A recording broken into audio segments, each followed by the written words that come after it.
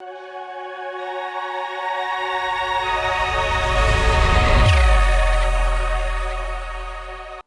you into post-apocalyptic scenarios? Eccentric vampires? Or friendships so close you don't even know what's going on? Well, hit the subscribe button and I'll fill all your desires. Alright, before we get into the series today, guys, I got a little surprise for you. My manga haul finally came in. Let's check it out. I'm gonna start with the one that, I just got for whatever. I've heard of the series before. I don't really have like any big excitement to get into it or anything, but I've heard that the manga's pretty good. So I decided to get the first volume of Akame ga Kill. I've heard the anime is kind of subpar, but the manga is pretty decent. So we'll dive into this and see what we think of it afterwards. I'll make a little video and update you guys on all of these series probably. So let's see what we got next. Now this one I'm really excited for because I read bits and pieces of it and watched a video or two before I really got the series, but I decided to get Hell's Paradise. And I gotta tell you, it's really shaping up to be quite a great episode. There's not a lot of content on it, so I think I'm gonna do like a longer video on this series in particular and maybe do some chapter reviews eventually because it's still coming out, I think, like monthly or every other week or something. They come out with the chapters, so we'll keep up with the series as we go on. Now on to the grand finale. Ooh, guys, this one's got some weight.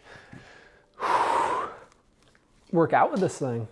We got the special edition hardcover Junji Ito novels. We got the all-in-one Uzumaki. Look at that, guys. All the volumes into one. Look at that quality. Look at the artwork, guys. I mean, I haven't started it yet, but I'm really excited to check this one out, guys. Whew. Tell you what, you saw the shirt. You guys saw the shirt. Next, we got Gyo by Junji Ito. Also hardcover, also sick art, of course. I mean, Junji Ito's not gonna let us down. I mean, what the fuck is that? Don't read this before bed, guys. Don't read this before bed, okay?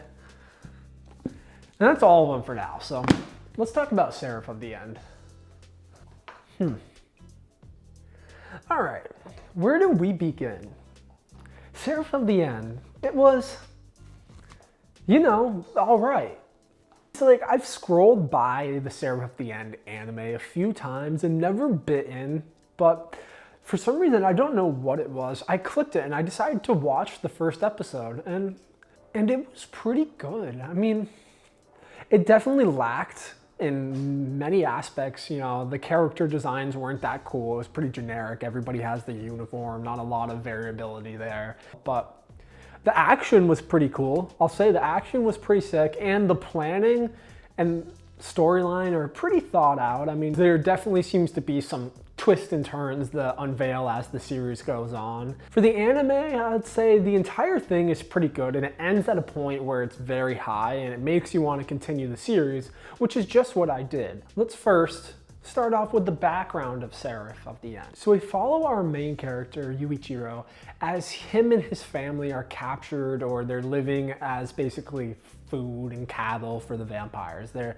in what they like to think of as like an orphanage, but it's really like they just keep these humans alive to feed themselves blood because the vampires live underground. There's not a lot of humans, blah, blah, blah, blah, a post-apocalyptic world. I don't want to get into too much of the details, but basically, he escapes and he finds the resistance of the demon army and he vows to kill all vampires. That's kind of the background. I don't want to get into spoilers because you should check it out. It's a good series. But so basically this first full season just kind of follows his training as he's kind of learning the ropes and everything. It ends at a point where you want to continue on into the manga. And this is where we'll get into the majority of Seraph of the End because there's only one season, but there's like I think like 100 chapters, 90 chapters around there. I don't know exactly, but I've read all of them now. And I'll say the manga is definitely better than the anime in my opinion. I mean, it has its up and downs for sure. Definitely has its up and downs. Like, I'll say probably maybe 15, 20 chapters from where the anime ends is really good, and it kind of keeps that intensity that the anime finished with. But then you have like probably a 30 or 40 chapter span where it's very boring, and I don't know if it's I didn't read the first part of the manga up until where the anime ends, but Yuichiro in the manga and Yuichiro in the anime are pretty different in my opinion. I mean, the anime, he seems pretty cool and badass in my opinion, but in the manga, they make him just seem so stupid and dumb. Like the way he talks and the things he does kind of annoys me, and it makes me kind of not like Yuichiro anymore. But he definitely has his moments where like he's trying to protect his family and it's like he kicks into a second gear and is like a completely different monster himself. But back to the manga. So basically how you're gonna go through this is it's gonna be sick up until a point, not sick for seemingly an endless amount of time, then sick again. And once you hit that second sick part, you run out of chapters and you have to wait weekly or monthly for the release. So let's talk about my favorite things with this series. Number one is probably gonna be the strength of the enemies, which if you've seen my Demon Slayer videos, I love when enemies are like a lot more powerful than the main characters and the good guys. They have to team up and strategize to take down these enemies. Like the vampires, when you get up to the higher progenitors, they're like the ones that are kind of like the firstborns and they created the other vampires. They're like so powerful that even like a full army of humans can't defeat them. Like, I think that's a cool aspect because it really makes the show get creative and kind of trapping these vampires and tricking them into scenarios that'll benefit the humans and give them an edge. So that's definitely a plus in my book. Number two, I'll say is kind of a plus and a minus because the characters are cool. Like the backstories are cool. The creator definitely went in depth in their backstories, and all of the backstories are kind of starting to unveil themselves into like a bigger plot where the manga is right now, which is really cool. And also, I mean, UX Mika, I mean, come on guys. Clearly something else is going on behind the scenes there. I mean, really? Really? Come on, you know what I'm talking about. Now, something I don't like really for the series is the dialogue between characters at points.